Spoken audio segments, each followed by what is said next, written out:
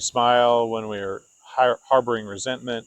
We offer compliments when we do not believe. We agree merely to avoid disagreement. We pretend understanding when we are confused. We speak kindly to someone's face while criticizing them after they leave. We avoid difficult conversations in the name of keeping the peace. But this is not peace. Polite society often rewards the mask. The path of peace asks us to refine the face beneath it. Yet, in attempting to avoid discomfort, we sometimes prevent truth from emerging. The objective is not to abandon kindness. The objective is to become so genuinely kind that kindness no longer requires pretending.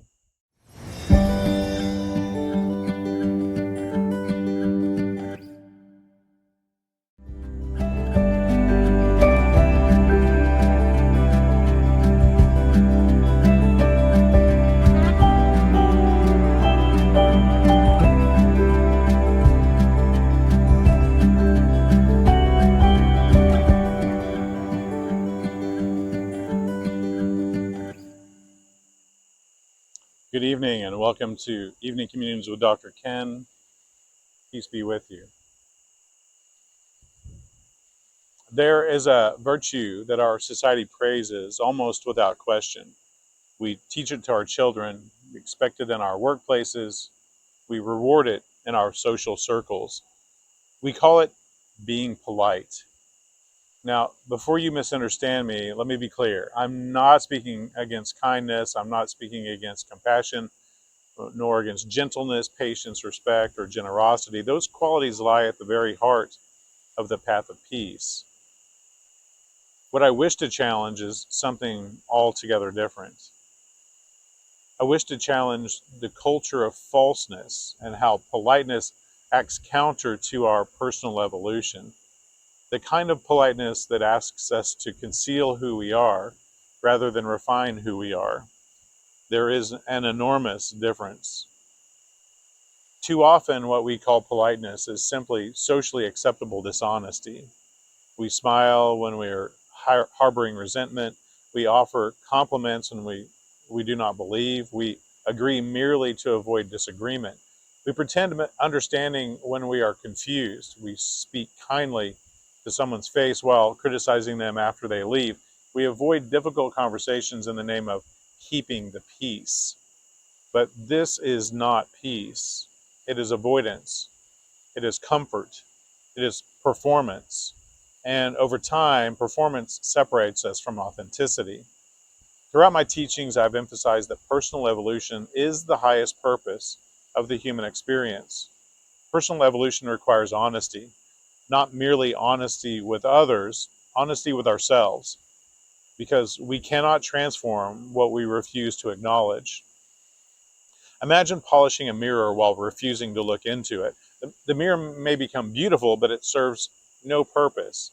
Likewise, a carefully polished social mask may appear admirable to the world while hiding an inner life desperately needing attention. Polite society often rewards the mask.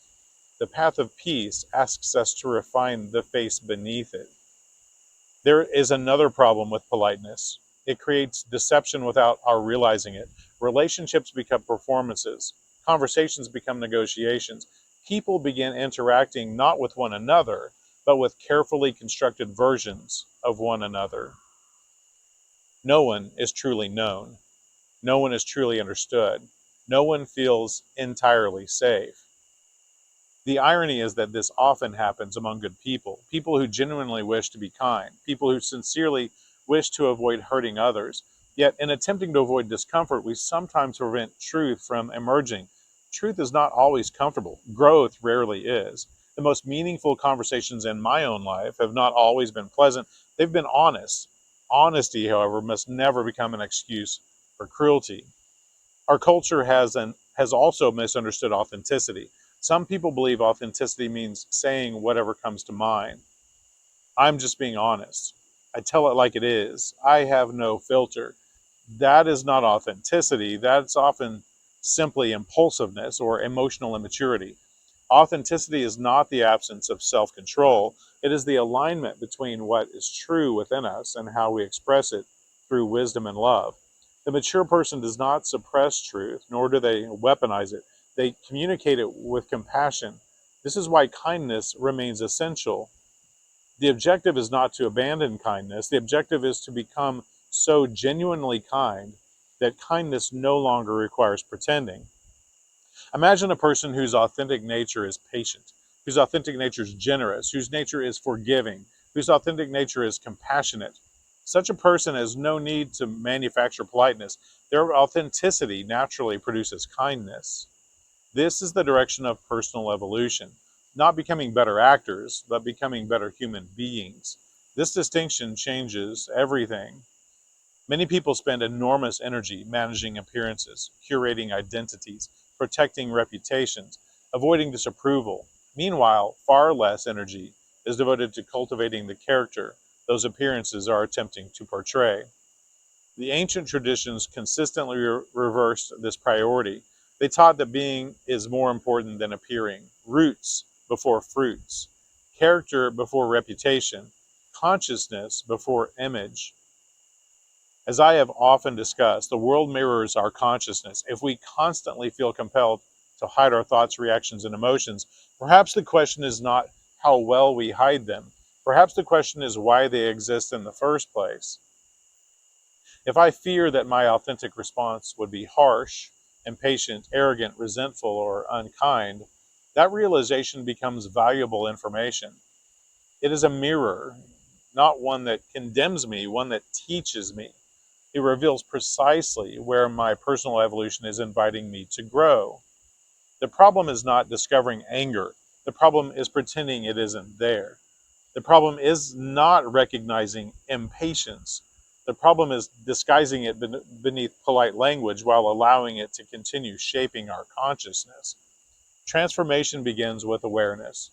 Awareness requires honesty. Honesty requires courage. This applies far beyond our personal relationships. Organizations hide behind public relations. Governments hide behind rhetoric. Corporations hide behind marketing. Communities hide behind appearances. Even families sometimes become experts at pretending everything is fine. Meanwhile, the problems remain untouched because no one is willing to acknowledge them honestly. Healing never begins with pretending. It begins with seeing clearly. Nature demonstrates this continually. A diseased tree cannot be healed by painting its bark. A polluted river cannot be restored through attractive signage.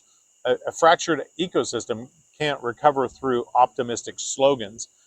Reality responds to truth, not appearances.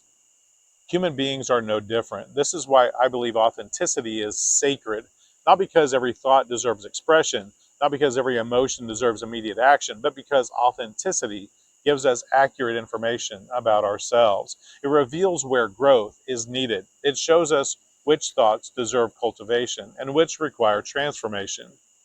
In one of my previous communions, I suggested that we think before thinking. This teaching naturally follows. The goal is not merely to speak authentically. The goal is to become the kind of person whose authentic thoughts increasingly reflect peace, wisdom, love, patience, and compassion. Then authenticity itself becomes beautiful, not because we learn to conceal our flaws, but because we patiently transform them. This is personal evolution, not acting peaceful, becoming peaceful, not appearing loving, becoming loving, not sounding compassionate, becoming compassionate. Eventually, there's no difference between the public self and the private self, no difference between reputation and character, no difference between what is spoken and what is genuinely believed. That is integrity. That is freedom. That is peace. And your Dr. Ken challenge, until we meet again, do not try to be polite. Instead, try to be authentic. When you feel the impulse to wear a social mask simply to maintain appearances, pause. Ask yourself, what am I genuinely feeling? Then ask a second question. Is this the kind of person I truly wish to become? Do not use authenticity as permission to wound others. Instead, use it as a mirror. Allow every uncomfortable thought, every impatient reaction, every hidden resentment, and every fearful impulse to reveal where your personal evolution is still calling you forward. Your task is not merely to speak authentically. Your task is to become so deeply rooted in kindness, compassion, patience, generosity, forgiveness, and understanding that authenticity itself becomes an expression of peace. For when the authentic self becomes the peaceful self, politeness is no longer necessary. Love speaks for itself. Thank you for joining me this evening with the evening communions with Dr. Ken. Until next time, strive to be intentional in thought, compassionate in word, mindful in deed, simple, innocent, sincere. Peace be with you.